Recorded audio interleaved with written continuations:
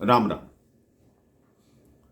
रामायण में एक और ऐसा पात्र है मेरे भाई बहन, जिसके बारे में लिखने की शक्ति शायद किसी की कलम में थी ही नहीं।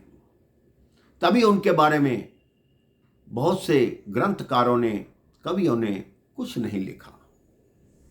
वो देवी थी लक्ष्मण जी की धर्म पत्नी उर्मिला।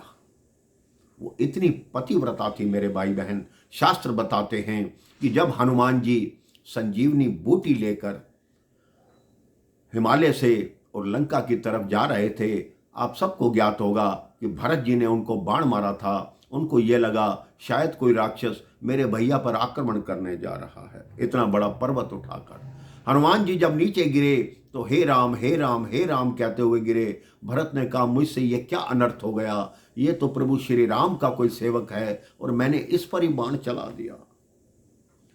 अब हनुमान जी से उन्होंने निवेदन किया, यदि भैया राम के प्रति मेरी भक्ति सच्ची है तो आप तुरंत, आपकी मूर्छा खुल जाए और आप होश में आ जाओ। हनुमान जी तुरंत होश में आ गए। उसके बाद भरत जी ने उनसे पूछा कि आप कौन हैं। उन्होंने सारा बताया किस तरह लक्ष्मण जी मूर्छित हैं, युद्ध चल रहा है और मैं ये संजीवनी लेकर जा रहा था। इतना शोर सुनकर सारा परिवार वहां एकत्रित हो गया। सब उनकी बात सुनकर रोने लगे। केवल दो ऐसे व्यक्ति थे जो बिल्कुल नहीं रोए, एक मां सुमित्रा और एक देवी उर्मिला।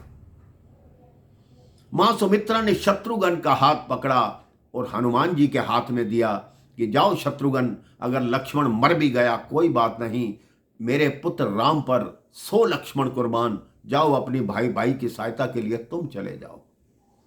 हनुमान जी ने हाथ जोड़ दिए कि धन्य है अयोध्या की माता, लेकिन आपको इनको भेजने की जरूरत नहीं, मैं जैसे ही पहुंच जाऊंगा लक्ष्मण जी पुनः ठीक हो जाएंगे।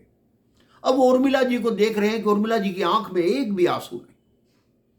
हनुमान जी ने कहा माता प्रणाम, आपके पति मृत्यु शैया पर पड़े हैं, लेकिन आपकी आंख में आंसू एक भी नहीं है। वैसे तो मैं गृहस्थ के बारे में अधिक नहीं जानता, लेकिन आपको दुख नहीं लग रहा कि दुख हो। उर्मिला जी ने कहा आप युद्ध स्थल से आए हैं।